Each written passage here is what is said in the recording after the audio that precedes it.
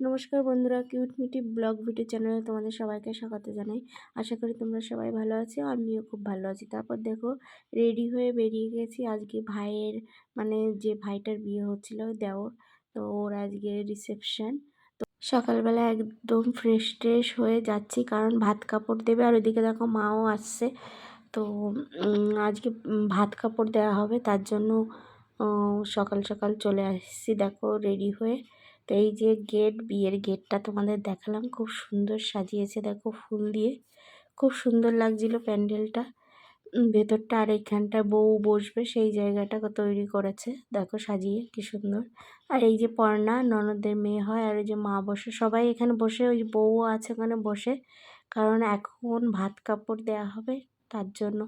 আর এখানে আমিও বসে রয়েছি, আর ওপাশে মিঠি ওখানে রান্নাবাটি নিয়ে খেলছিল। তারপর দেখো এই যে ভাইয়ের বউ, তো এখন ভাত কাপড় দেবে।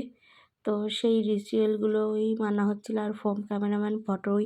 আর একটা মজার দেখো বিষয়, এখানে বউ বলছে ঝোলা কাঁধে নিয়েছে, ভাই বলছে ওগো আমায় ফেলে কোথায় যাও, দুটো ভাত কাপড় দিয়ে যাও। আর এত হাসছিলাম, এই কথাটা বলবে বউ ঝোলাটা টেনে, এই দেখে আমরা এত হাসছিলাম সত্যি, মানে কি বলবো।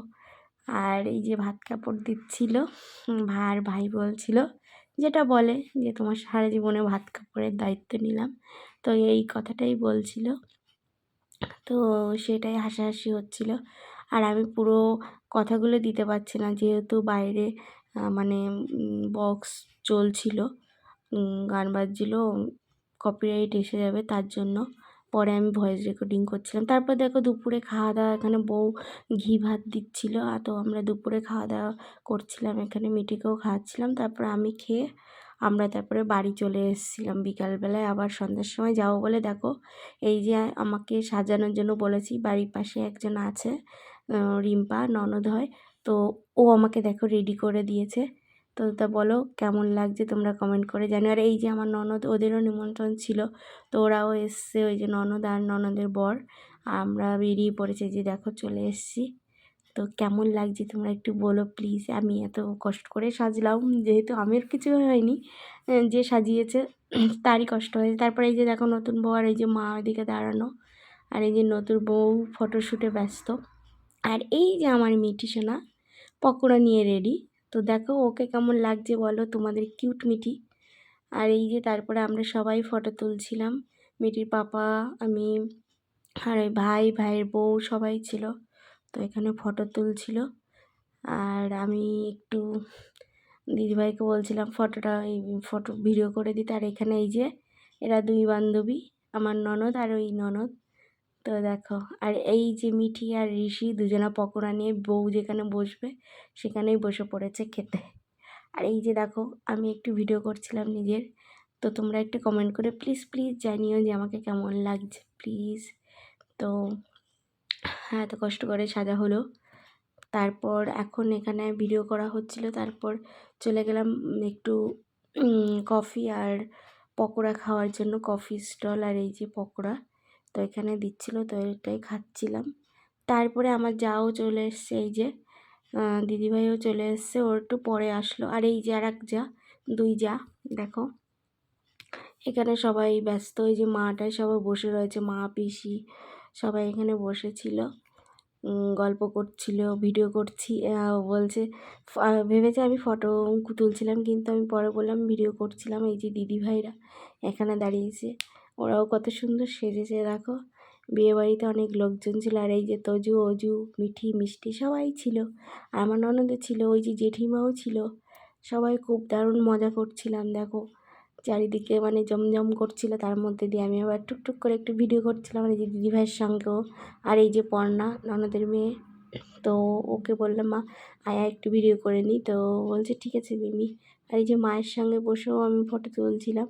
তারপর মিটিয়া তো কাজ ছিল, ওকে নিয়ে আমি রাস্তায় আবার চলে আসতে হলো একা একা।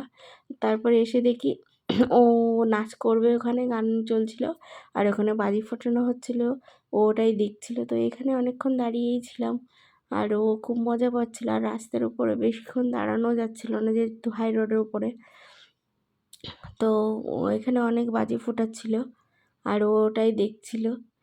খুব মানে কাঁদছিল, কেন জানি না এত দুষ্টুমি করছিল, মনে হচ্ছিল বাড়ি চলে যাই। কিন্তু খাওয়া দাওয়া না করে তো যাওয়া যাবে না।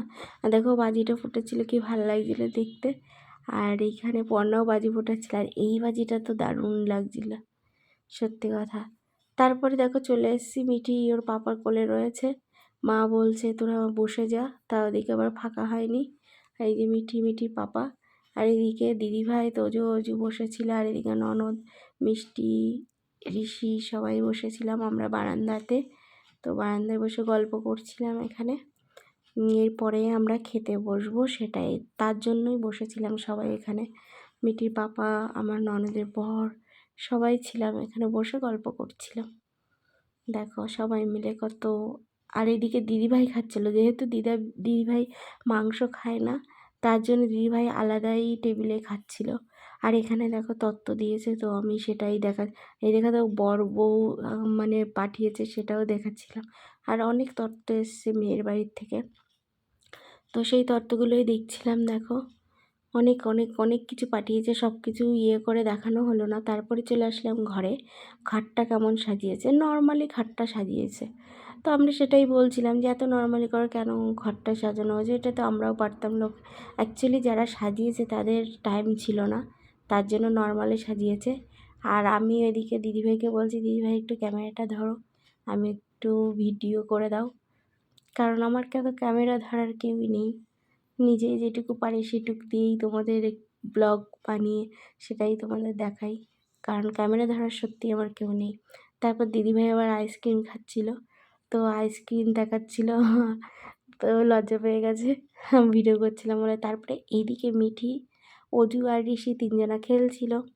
আর আমরা অনেক টাইম বসেছিলাম, খেতে বসবো কিন্তু জায়গা পাচ্ছিলাম না, তার জন্য। তারপর মিঠির পাপা আর আমি এখানে বসে একটু ভিডিও করলাম, যে একটু ভিডিওতেও ছোটো। তো দেখো ফাইনালি জায়গা পেয়ে, খাওয়ার জায়গা পেয়ে গেছি, আমরা বসে পড়েছি। আমি আমার ননদ আগেই বসেছি বাচ্চাগুলোকে নিয়ে।